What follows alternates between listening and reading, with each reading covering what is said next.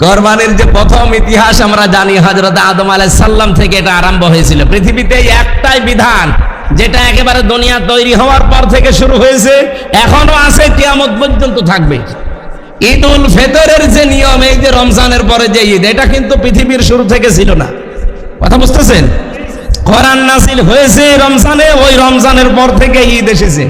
কিন্তু ঈদুল আযহা যেটা কোরবানির, এইটা একেবারে দুনিয়া তৈরি হওয়ার পর থেকে। আল্লাহ রাব্বুল আলামিন আমাদেরকে একটা শিক্ষা দিয়েছেন, আতলু আলাইহিম নাবা বানাই আদম বিল হক। সূরা মায়েদার 27 নম্বর আয়াতে আল্লাহ বলেন, হে নবী, আদম নবীর দুইজন সন্তানের কাহিনী আপনার উম্মতদেরকে আপনি যথাযথভাবে শোনাবেন। কি ঘটেছিল তাদের জীবনে? ইদ করবা কুরবানান ফাতুকবিলা মিন আহাদিহিমা ওয়া লাম ইউতাকাব্বাল মিনাল আখার ক্বালা লা আকতুলান্নাকা ক্বালা ইন্নামা ইয়াতাকাব্বালুল্লাহু মিনাল মুত্তাকিন। তাদের শরীয়তের নিয়ম ছিল এরকম একটা ময়দানে অথবা পাহাড়ের উপরে উঁচা জায়গায় তারা একটা পশু জবাই করে এখানে রেখে দিত, আকাশ থেকে আগুনের ঝলকে সেটা পুড়িয়ে ফেলতো। যদি টাকা হালাল হতো, কর্মজীবন যদি পবিত্র থাকতো তাহলে তার, আর যারটা হালাল টাকা না, কর্মজীবন ঠিক নেই, ওইভাবেই পড়ে থাকতো।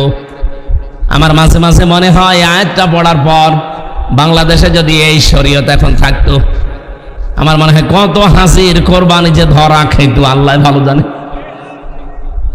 2.5 লাখ 5 লাখ টাকা দিয়ে তখন আর কিনা না। ও জানতো যে আমার টাকা তো ঠিক নেই, আমি জানি এ ছাতা আমি রেখে আসবো, আগুনের ঝলকে সে পোড়াবে না, পড়ে থাকবে। এলাকার মানুষ আরো বেশি জেনে ফেলবে যে আমি কয় নাম্বার। ঠিক এইটাই করেছিল ওই জামানায় আদম নবীর প্রথম সন্তান যেটা বড়টা কাবিল, ছোটটা যেটা হাবিল, ওইটার কবুল হয়ে গেছে আর বড়টারটা কবুল হয়নি। ও তো চিন্তা ভাবনা করবে যে আমার ছোট ভাই বয়সে আমার ছোট, শক্তিতে আমার ছোট, সব দিক থেকে আমার ছোট, অথচ তারটা কবুল হয়ে গেল। আর আমি এত কিছু করলাম, আমারটা হচ্ছে না কেন, একটু আবিষ্কার করি না? অবশ্যই তোরটা কেন হয়েছে, আমি তোরই মেরে ফেলবো। আজ বাংলাদেশ সহ বিশ্বের দিকে তাকান, আয়াতটা পড়ার পরে আমার কাছে ঠিক এইটাই মনে হয়, অনেক কাবিল এখন দুনিয়ায় ঘুরে এসেছে। শুধু কোরবানি আসবে আর একটা 2.5 লাখ টাকার গরু জবাই করে খেয়ে ফেলবেন না। আল্লাহ বলতে চান তোর ভেতরের পশুত্ব, হিংসা, অহংকার, দাম্ভিকতা, রিয়া, মানুষ দেখানো যেটা, এটা আজকে জবাই কর। এইভাবে যদি কোরবানি জবাই করতে পারে, সারা জীবনের কোরবানি না, এক কোরবানিতেই তোর জীবনে প্রতিদিন পশমে পশমে নেকি আমার আল্লাহ লিখে দেবে। রব্বুল আলামিন বলেন, আমার কাছে তোমাদের কোরবানির রক্ত, গোশত, চর্বি, চামড়া একটাও পৌঁছায় না, পৌঁছায় শুধু তোমাদের মনের ভেতরের যে তাকওয়া আছে এইটা। আপনি আসলেই কতটুকু সচেতন হতে পারছেন আল্লাহ সম্পর্কে, ইসলাম সম্পর্কে, আপনার জীবন সম্পর্কে কতটুকু সচেতন আপনি, নাকি এভাবে এই সতে গা ভাসিয়ে চলবেন? হযরত ইব্রাহিম থেকে যেহেতু এই পশু কোরবানির নিয়মটা, এই জবাই করে খেয়ে ফেলার নিয়মটা আমাদের জাতির পিতার থেকে, এর আগে যত কোরবানি ছিল ওই যে খালি পুড়িয়ে যেত, আকাশ থেকে আগুন এসে ঝলকে পুড়িয়ে ফেলতো, এই শেষ, খাওয়া যেত না। কিন্তু আমাদের যেটা, এটা আমরা পুড়িয়ে ফেলি না, এটা আমাদের জাতির পিতা ইব্রাহিম থেকে এই সুন্নাতটা আমরা পেয়েছি। রব্বুল আলামিন এই কথাগুলো আজকের তেলাওয়াতকৃত আয়াতে আমাদেরকে শোনাচ্ছেন। ওয়ালিকুল্লি উম্মাতিন জাআলনা মানসাকাল লিয়াযকুরু ইসমাল্লাহি আলা মা রাযাকাহুম মিন বাহিমাতিল আনআম। সূরা হজের 34 নম্বর আয়াতে আল্লাহ বলেন, পৃথিবীতে যতিলাম প্রত্যেকটি উম্মতের উপরে আমি কোরবানির বিধানটা দিয়েছিলাম। তাহলে এখান থেকে কয়েকটা জিনিস আমরা অলরেডি পেয়েছি। সিয়াম, সেটা রমজানের পরে যে ঈদ আসে, এই ঈদটা কিন্তু দুনিয়া তৈরি হওয়ার পর থেকে আসে নাই, এটা কোরআন যেদিন নাযিল হয়েছে সেই দিন থেকে, তার মানে 1500 বছর। আর ঈদুল আযহা যেটা আসতেছে আর 13 দিন পরে, ঈদুল আযহা এই 13 দিন পরে যেটা আসবে কোরবানির ঈদ, এটা একেবারে দুনিয়া তৈরি যেই দিন হয়েছে ওই দিন থেকে। সিস্টেম হয়তো তাদের আলাদা ছিল, কিন্তু কোরবানি ছিল আল্লাহ আমাদের জন্যও দিয়েছেন, কিন্তু সিস্টেমটা পাল্টিয়ে রব্বুল আলামিন বলেন তোমরা পশুর গলায় ছুরি যখন দেবে লিয়াজকুরুসমাল্লাহ, আমি আল্লাহর নামটা স্মরণ করবে। আলা মা রাযাকাহুম মিন বাহিমাতিল আনআম, যেগুলো তোমরা খরচ করবে খাবার হিসাবে, রিজিক হিসাবে, এই সমস্ত গবাদি পশু, চতুষ্পদ জন্তু, জানোয়ার গুলো জবাই করার সময় যেন আল্লাহর নামটা উচ্চারণ হয়।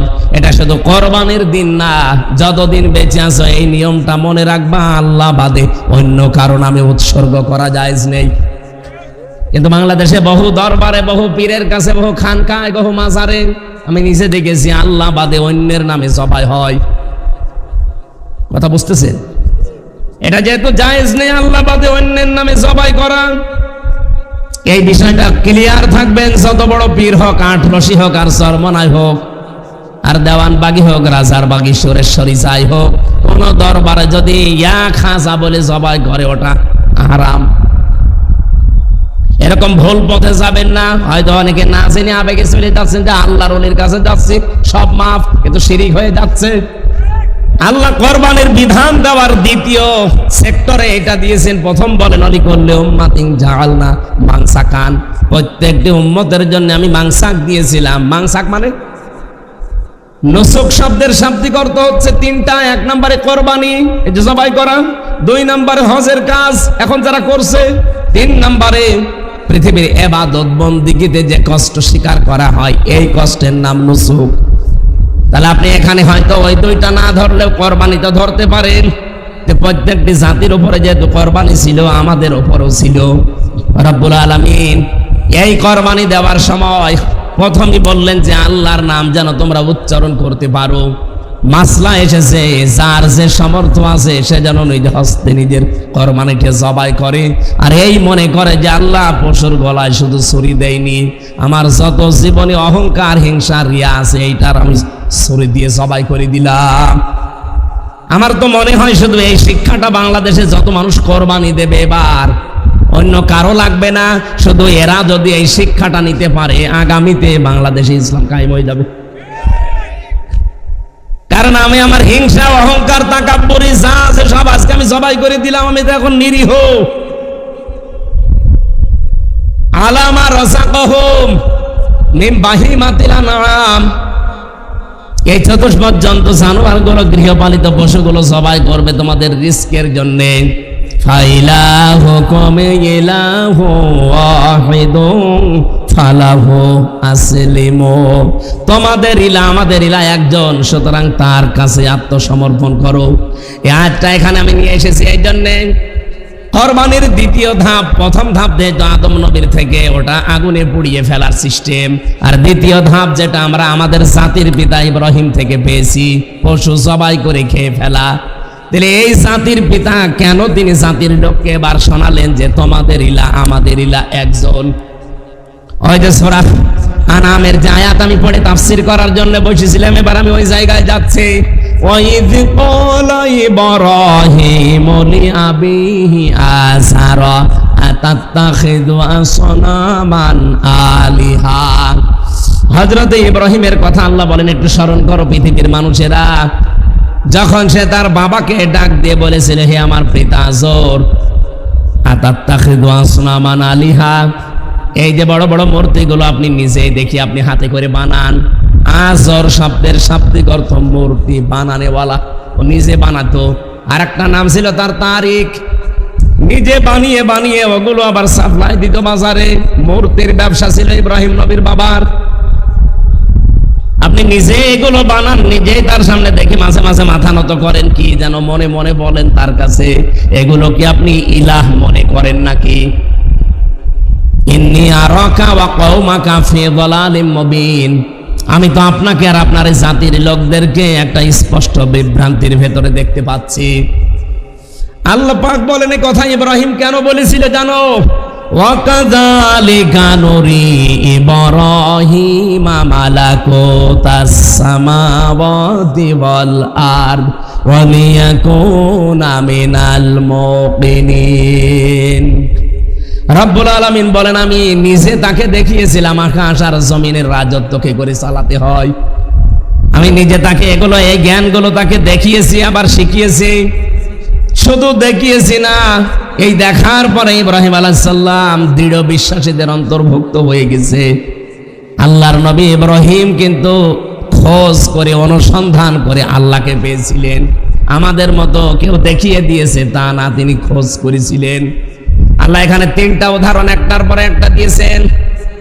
ইব্রাহিম নবীর আয়াত থেকে আমি জীবনী পড়ে দেখেছি 50টা পরীক্ষা আমার আল্লাহ তাকে দুনিয়ায় করেছিলেন।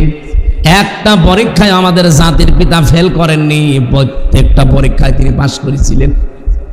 এই আয়াতের ভেতরে তিনটা পরীক্ষা অলরেডি হয়েছে। আপনি দেখেন, আমি যে কথা শিক্ষা এখান থেকে দিতে চাই আপনাদের, জাতির পিতা ইব্রাহিম নবী খোঁজ করে অনুসন্ধান করে করে আল্লাহকে পেয়েছিলেন, আর আমাদেরকে চোখে আঙ্গুল দিয়ে হক দেখিয়ে দিলেও আমরা মানতে চাই না।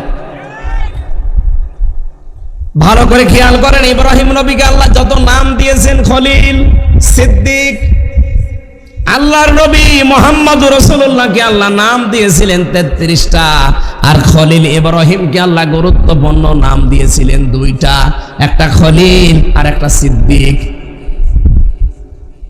এটা সূরা মারিয়ামের 41 নম্বর আয়াতে আপনি এই তথ্যটা পাবেন। ওয়াযকুর ফিল কিতাবি ইব্রাহিমা ইন্নাহু কানা সিদ্দিকান নাবিয়্যা।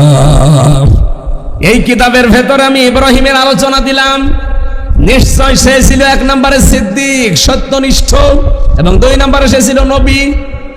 ও বাংলার মুসলমানেরা, এখান থেকে আর একটা শিক্ষা আমি পেয়েছি যে শুধু সত্য কথা বললেই সত্যবাদী মানুষ হয় না।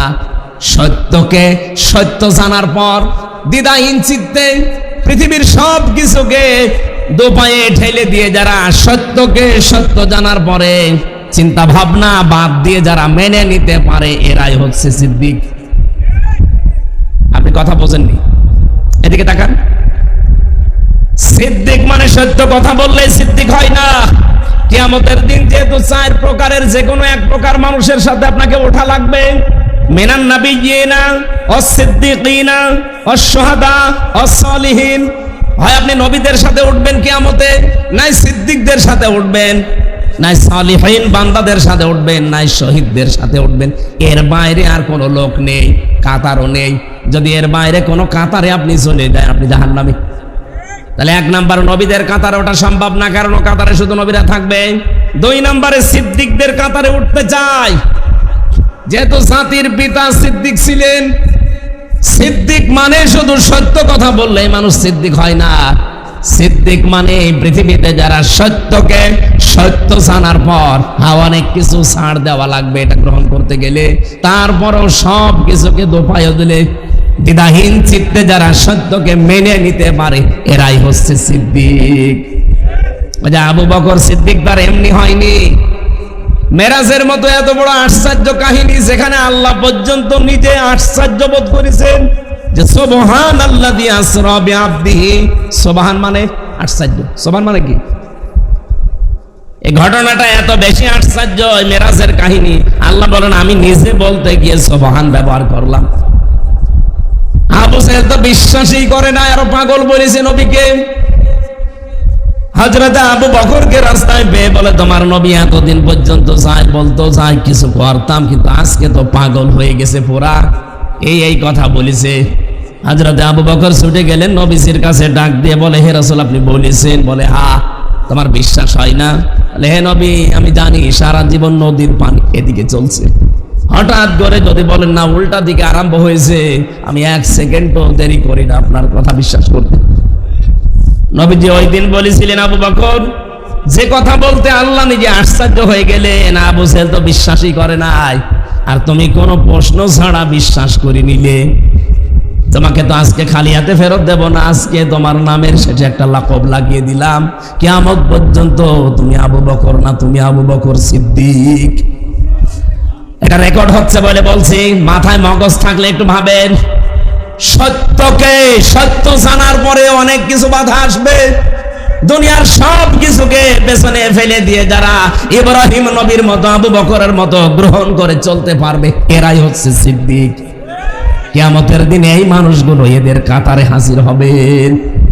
আপনাকে ইব্রাহিম নবী খোঁজ করে করে অনুসন্ধান করে করে সত্য খুঁজছিলেন।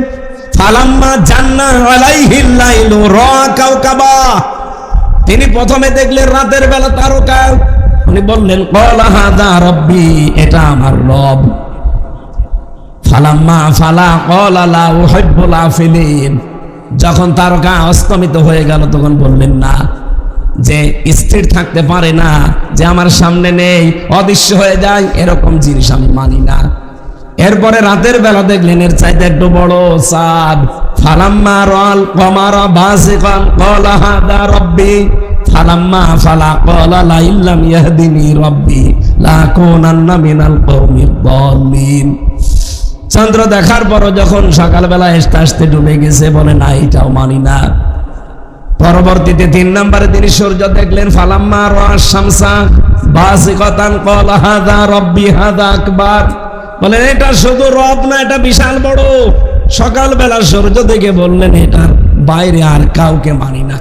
সন্ধ্যাবেলা এসে যখন দেখলেন যে না, এটাও নেই, তিনি বললেন ফালাম্মা ফালাত ক্বালা ইয়া কওমি ইন্নী বারিউম মিম্মা তুশরিকুন।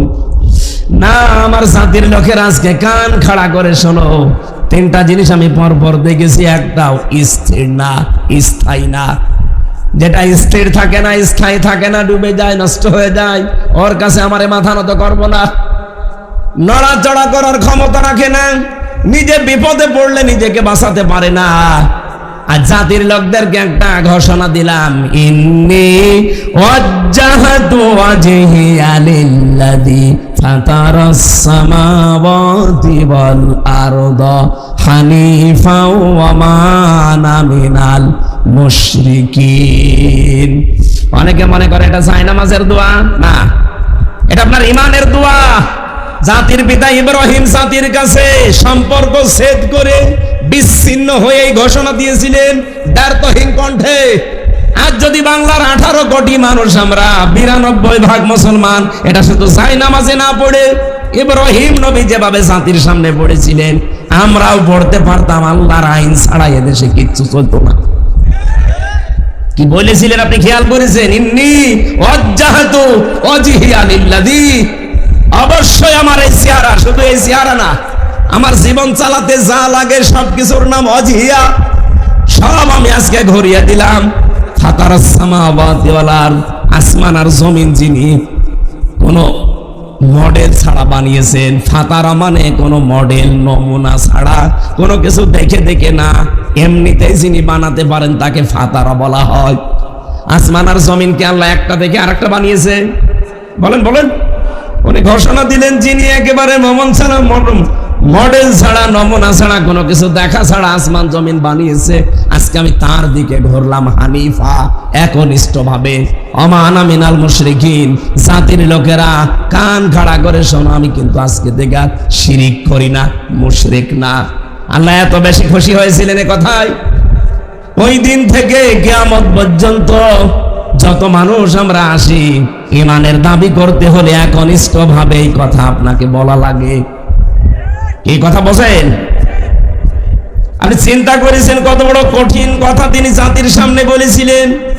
ঘোষণা দেওয়া দিতে দেরি, নিজের সবচাইতে আপন পৃথিবীতে তার মার বাবা, সবচাইতে আপন বাবা তাকে ডাক দিয়েছে, কি বললি? লা আরজুমান্নাকা ওয়াহজুরনি মালিয়া, আজকে তোকে আমি হয় মেরে ফেলবো, আর আমি যদি বাবা হিসাবে তোরে মারতে না পারি, তুই আমার সামনে জীবনে আর আসবি না, দূরে কোথাও চলে যা, কারণ তোকে দেখলে আমি মেরে ফেলবো। তাহলে ইব্রাহিম নবীর মতো ঈমানের ঘোষণা যদি আজ তার সন্তানেরা আমরা এরকম কঠিন দিতে চাই, বাবাও পর হয়ে যেতে পারে। খালি সিদ্দিক সত্য কথা বললে হওয়া যাবে না। উনি সত্যকে উদ্ঘাটন করেছিলেন, খোঁজ করেছিলেন, অনুসন্ধান করে করে পেয়েছেন, মেনে নিয়েছেন সব বাদ। আর আমাদের চোখে আঙ্গুল দিয়ে দেখিয়ে দেওয়া হয় যে এটা সত্য পথ, এটা সত্যের বিধান। বিভিন্ন রকমের পিছুটানের কারণে আমরা মানতে চাই না, মানতে পারি না। কিসের সিদ্দিক আপনি? কথা কিছু বোঝা যাচ্ছে? আমাদেরকে জাতির পিতা যেমন ইব্রাহিম, আমরা তার সন্তান, বাবা যেমন ছিলেন সন্তানও তার মতো হওয়া লাগবে।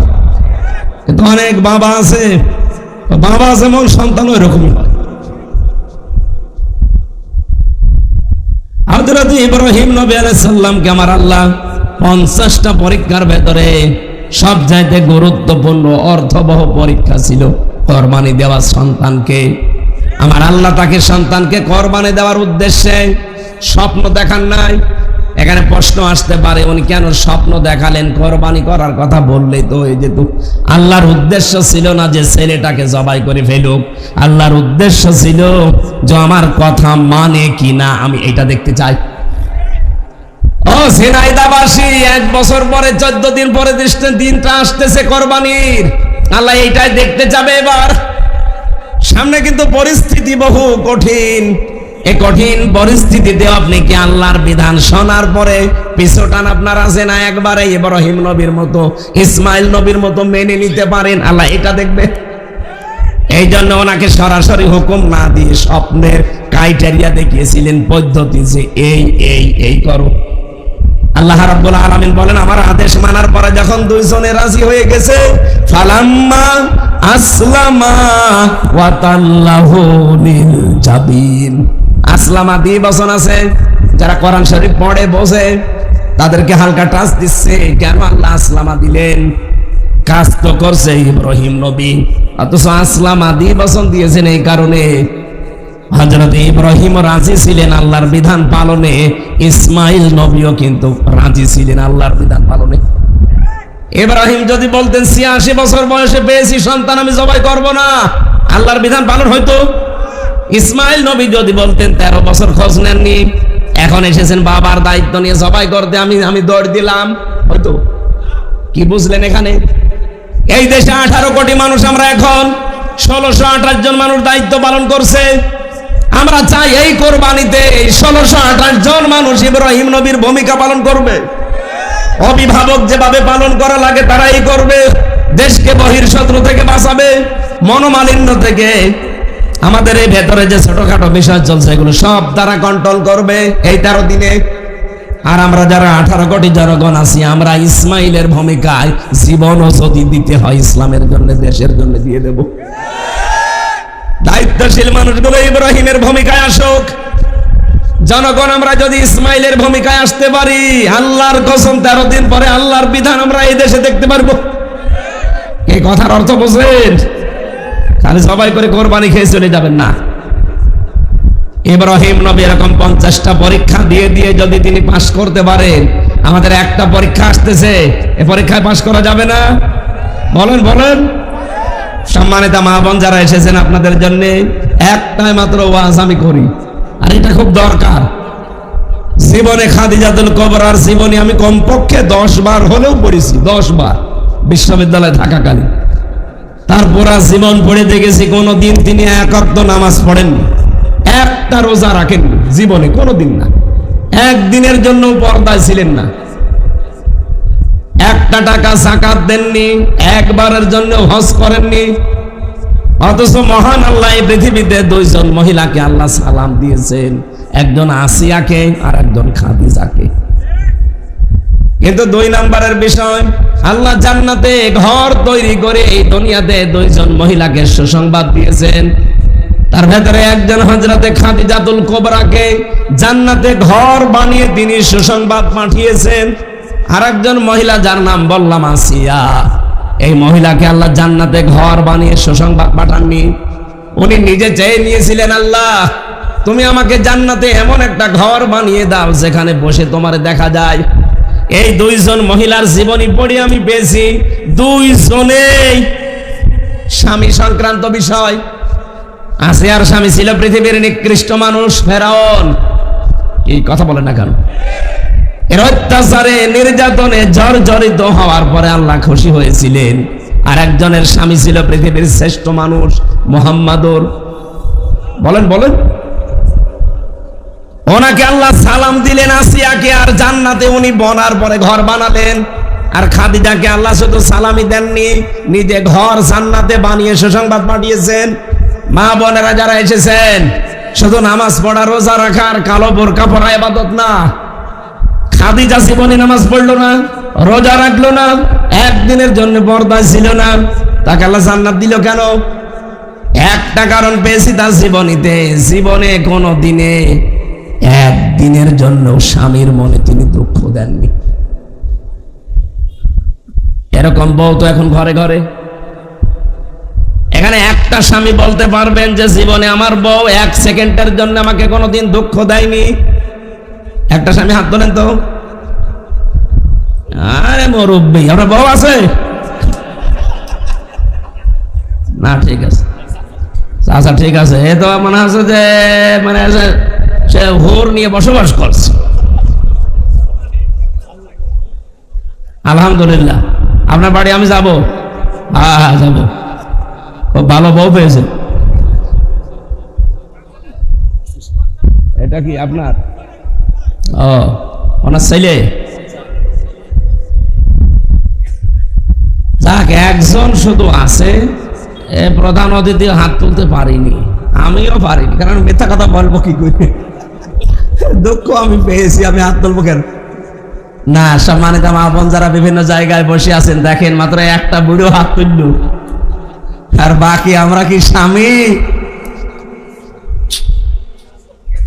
আপনারা না, খাদিজাতুল কুবরার জীবনী অনুসরণ হচ্ছে না। আমি জেলখানায় বসে বসে কয়েকটা জিনিস করেছিলাম। ওরা তো 24 ঘন্টা আমারে তালা লাগিয়ে রেখেছিল, কেউ আমার সাথে কেউ কথাও বলতো না। আবার সিসি ক্যামেরা দেওয়া, কেউ তাকাবে ওর নামে রিপোর্ট হয়ে যাবে। খুব কষ্ট করে ওই যে আদালত থেকে যখন নিয়ে যেত, মাঝে মাঝে বিভিন্ন কায়দায় কলম মিষ্টা নিয়ে যেতাম এই দৃশ্যগুলো দেখে। কারণ অধিকাংশ মানুষ আজ বর কারণে জেল খাটতেছে। পারিবারিক জীবনে শান্তি নেই, অশান্তি শুধু মেয়েদের এই ছোট মনের কারণে, বউ আর শাশুড়ির ছোট মনের কারণে স্বামীগুলো আজ মানসিক রোগী হয়ে যাচ্ছে। এই কথা বলেন না কেন? এই জন্য আপনাদের উদার মন চায় আমরা, বিশেষ করে শাশুড়ি আর বউ কি নিয়ে গন্ডগোল করেন আপনি? ওই হয়তো শাশুড়িকে কিনে দিয়েছেন 800 টাকা দিয়ে শাড়ি, বউকে 200 টাকা, একটু বেশি 1000 টাকা, এই নিয়ে গন্ডগোল পরিবারে। মাও কথা বলে না ছেলের সাথে, বউ তো কয়েকদিন পরে বউ বন্ধ করে দেয়। না, এই এতটুকু ছাড় দিতে পারেন না আপনি শাশুড়ি, আপনি মা। এরপরে বৌমা যারা আছে এরাও স্যাক্রিফাইস করতে পারছে না। খালি মনে করেন আমি নামাজ পড়ি, রোজা রাখি, আমি কালো বোরকা পরি, আমি জান্নাত যাব না। মানে কিসের জান্নাত আপনার?